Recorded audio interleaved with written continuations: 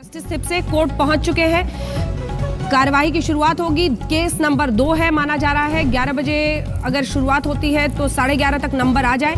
Justice Thipsay court पहुंच चुके हैं वहां पर देसाई साहब भी, जो कि सलमान खान के वकील हैं, यहां पर पैरवी कर रहे हैं। तो कुल मिलाकर आज ये तय होना है। अगर जमानत मिल जाती है तब तो बहुत बड़ी राहत, ये फौरी राहत उनके लिए, गैलेक्सी अपार्टमेंट में ही रह सकते हैं। लेकिन अगर नहीं तो फिर सेशंस कोर्ट से बाकायदा उनके लिए अरेस्ट वारंट जारी होगा और फिर उन्हें सरेंडर करना होगा, जिसके बाद आर्थर रोड जेल उन्हें ले जाया जा सकता है। कई खास मेहमान लगातार हमारे साथ बने हुए, शम्स ताहिर खान हाईकोर्ट के बाहर से हर जानकारी हम तक पहुंचा रहे हैं। लेकिन अब हमारे साथ अमित खेमका साहब भी, वरिष्ठ वकील, जुड़ गए।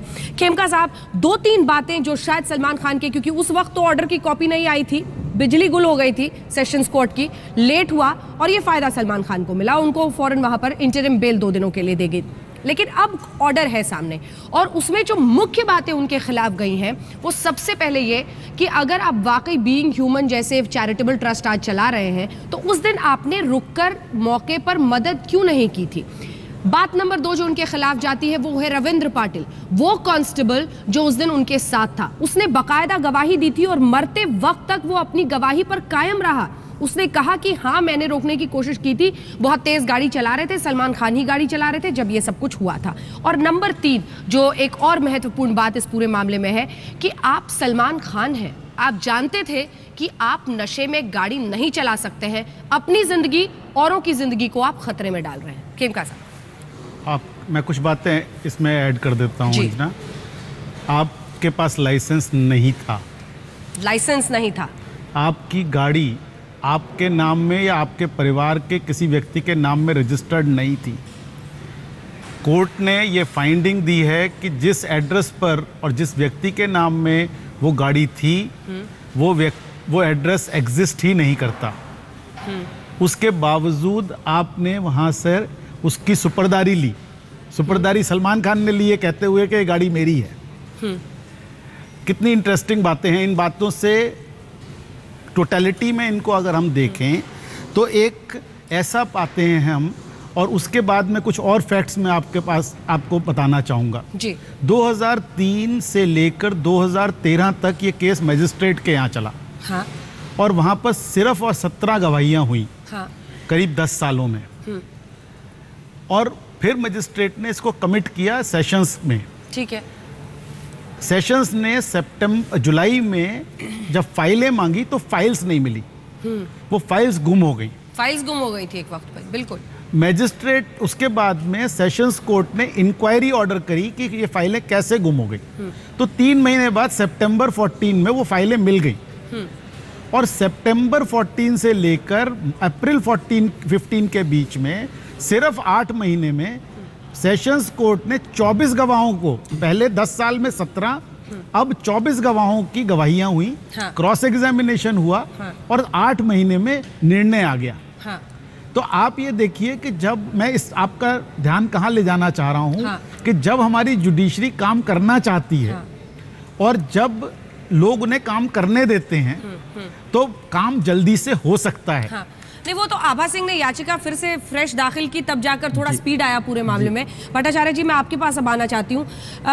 ऐसी बातें कितनी महत्वपूर्ण हो सकती है, और वो ड्राइवर भी जब अचानक इतने वर्षों बाद, जिस पर पहले भी हम बात कर रहे थे, वो ड्राइवर अचानक इतने वर्षों बाद आकर कहता है, ये तो अपने आप आपको शक के घेरे में खड़ा कर देता है। तो ये अपने ही पैर पर कुल्हाड़ी मारने के बराबर हो गया। बिल्कुल सही बात है आभा जी। वो जो ड्राइवर को जो गवाही लाया गया था, हाँ।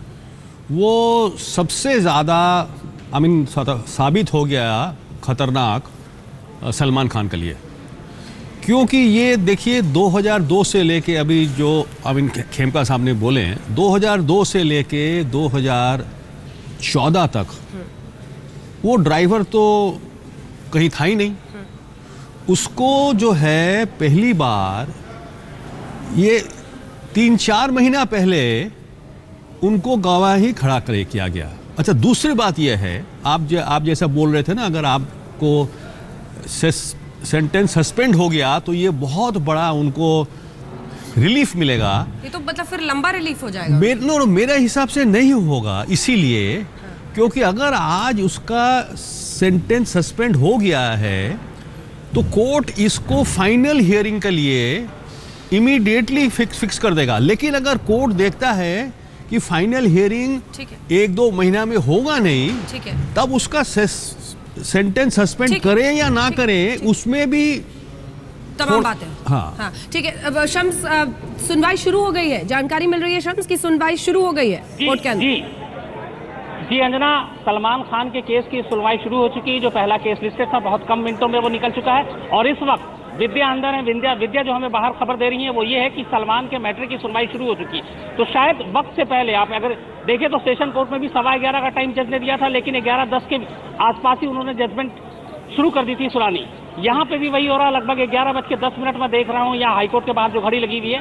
सुनवाई शुरू हो चुकी है। कितने देर तक ये बहस होगी, सरकारी पक्ष और सलमान के जो डिफेंस लॉयर हैं उन दोनों के बीच में, बस ये देखने वाली बात होगी। लेकिन बड़ी खबर ये है अंजना की सुनवाई शुरू हो चुकी है। सलमान की किस्मत का फैसला क्या होगा कुछ देर के बाद हम सबके सामने होगा अंजना, लेकिन सुनवाई जारी है। अमित देसाई सामने दलील दे रहे हैं और जस्टिस थिप्से वहां पर बैठ चुके हैं। चाहेंगे एक बार फिर से आप ये पूरी जानकारी दें कि सुनवाई शुरू हो चुकी है, 11:10 हो रहे हैं, तो अब हम मान सकते हैं शम्स की 20 मिनट 25 मिनट उसके बाद तो आ ही जाएगा। जी बिल्कुल आ जाएगा। और इस वक्त मैं आपको बताऊं कि जो सुनवाई शुरू हुई है तो अमित देसाई जो सलमान खान के वकील, उन्होंने जो पहली चीज रखी कोर्ट के सामने वो ये रखी है कि जो सेशन कोर्ट ने जजमेंट की कॉपी दी वो लेट से दी, जिसके वजह से पहले हमें आपके पास आना पड़ा 6 तारीख को, और उसमें बहुत सारी ऐसी चीजें हैं जो उनके मुवक्किल के खिलाफ हैं। उस जजमेंट की कॉपी के लेट से मिलने की वजह से बहुत सारी चीजें देरी से हुई हैं, इसलिए उनके मुवक्किल को इसके ऊपर कुछ बेनिफिट मिलनी चाहिए और साथ ही उनको जमानत मिलनी चाहिए, क्योंकि वो 13 साल से ऑलरेडी, जो हम जैसा पहले भी बात कर रहे हैं कि 13 साल से उनका मुवक्किल एक कानून को मानने वाला मुवक्किल है। उसने हमेशा जमानत के नियमों का पालन किया है और जजमेंट की कॉपी को आधार बनाकर ये बहस अभी शुरू हुई और बहस अंदर चल रही है मेरे पीछे। जी अंजना, ये एक बार फिर से ऑर्डर मिलने में जो देरी हुई है, इसी बिना पर तो इंटरिम बेल भी मिला था। सबसे पहले दलील यही रखी गई है शम्स। जी, उन्होंने ये भी कहा है कि जो दलील रखी है कि जब सेशन कोर्ट की सुनवाई हुई थी शुरू में, उसके बाद जो जजमेंट की कॉपी थी, कोर्ट रूम में इतनी ज्यादा भीड़ थी, जिन वकीलों का उस केस से कोई ताल्लुक नहीं था वो भी उस कोर्ट रूम में थे सलमान की वजह से, बाकी जो बाहरी लोग थे वो भी थे। पैक्ड रूम की वजह से जो जजमेंट की कॉपी थी वो वकीलों तक सही टाइम पे नहीं पहुंची। कोर्ट रूम के अंदर जो है उन्हें वो हैंडओवर नहीं किया गया, बाद में कोर्ट रूम के बाहर उन्हें मिला। तो ये सारी चीजें थी जिसकी वजह से उनके मुवक्किल को जो कानूनी लड़ाई ऊपरी अदालत में लड़ने की जो मोहलत और जो बाकी तरीके हैं वो दी जानी चाहिए। इस वक्त दलील यही हो रही है। मतलब कुल मिला के हम देखें तो जो सेशन कोर्ट का जजमेंट था उस जजमेंट की कॉपी सबसे बड़ा इस वक्त मुद्दा है। अब जाहिर सी बात है बेल के लिए जो बाकी ग्राउंड्स होंगे उसके ऊपर बहस होगी। अंजना, बिल्कुल।